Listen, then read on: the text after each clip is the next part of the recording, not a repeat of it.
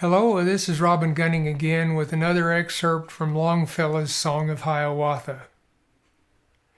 In this chapter, Hiawatha has now reached manhood, and we find that his foremost desire is to avenge the death of his mother, Winona.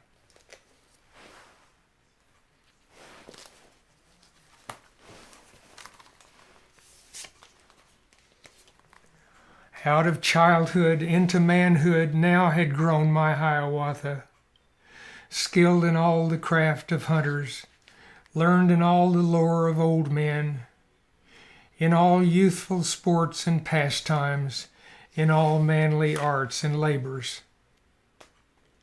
Swift of foot was Hiawatha, he could shoot an arrow from him and run forward with such fleetness that the arrow fell behind him. Strong of arm was Hiawatha, he could shoot 10 arrows upward, shoot them with such strength and swiftness that the 10th had left the bowstring ere the first to earth had fallen. He had mittens, Mudjekewis, magic mittens made of deerskin. When upon his hands he wore them, he could smite the rocks asunder. He could grind them into powder. He had moccasins enchanted, magic moccasins of deerskin, when he bound them round his ankles, when upon his feet he tied them, at each stride a mile he measured. Much he questioned old Nokomis of his father Mudjekewis, learned from her the fatal secret of the beauty of his mother, of the falsehood of his father, and his heart was hot within him, like a living coal his heart was. Then he said to old Nokomis, I will go to Mudjekewis, see how fares it with my father, at the doorways of the west wind, at the portals of the sunset. From his lodge went Hiawatha, dressed for travel, armed for hunting, dressed in deerskin skirt and leggings, richly wrought with quills and wampum. On his head his eagle feathers, round his waist his belt of wampum.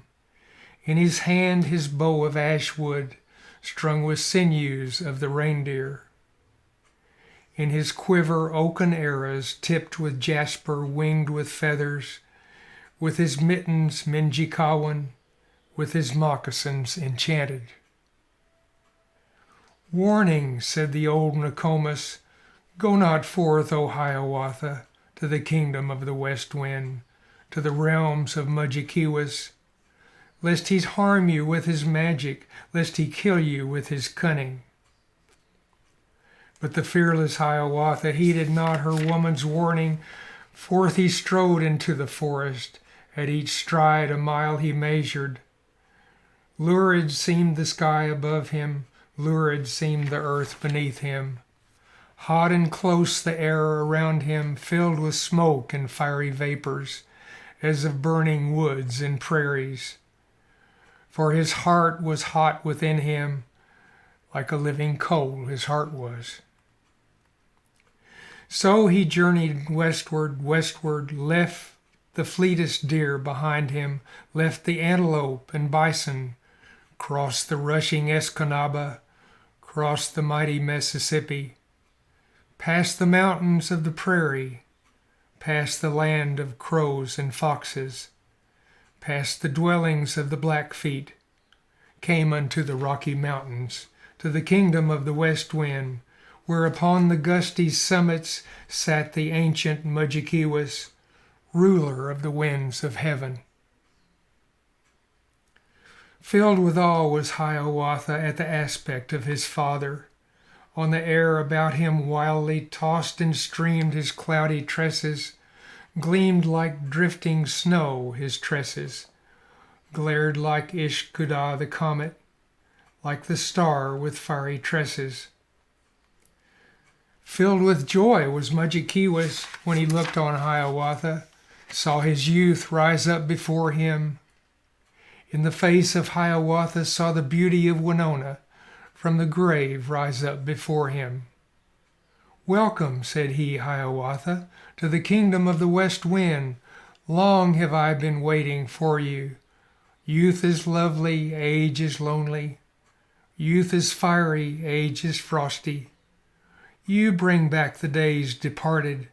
You bring back my youth of passion and the beautiful Winona. Many days they talked together, questioned, listened, waited, answered. Much the mighty Mudjekewis boasted of his ancient prowess, of his perilous adventures, his indomitable courage, his invulnerable body. Patiently sat Hiawatha, listening to his father's boasting. With a smile he sat and listened, uttered neither threat nor menace, neither word nor look betrayed him. But his heart was hot within him, like a living coal his heart was. Then he said, O Mudjekewis, is there nothing that can harm you? Nothing that you're afraid of? And the mighty Mudjekewis, grand and gracious in his boasting, answered, saying, There is nothing. Nothing but the black rock yonder, nothing but the fatal Wawbeek. And he looked at Hiawatha with a wise look and benignant, with a countenance paternal, looked with pride upon the beauty of his tall and graceful figure, saying, O my Hiawatha, is there anything can harm you?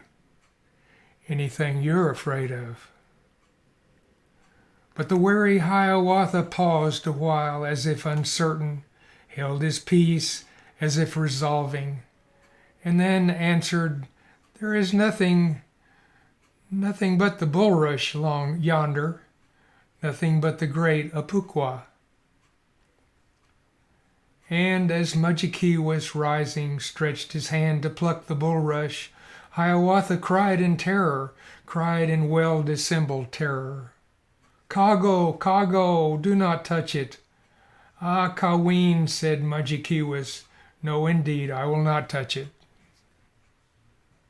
Then they talked of other matters, first of Hiawatha's brothers, first of Waban, of the east wind, of the south wind Shawandasi, of the north Kabibanoka, then of Hiawatha's mother, of the beautiful Winona, of her birth upon the meadow, of her death as old Nokomis had remembered and related.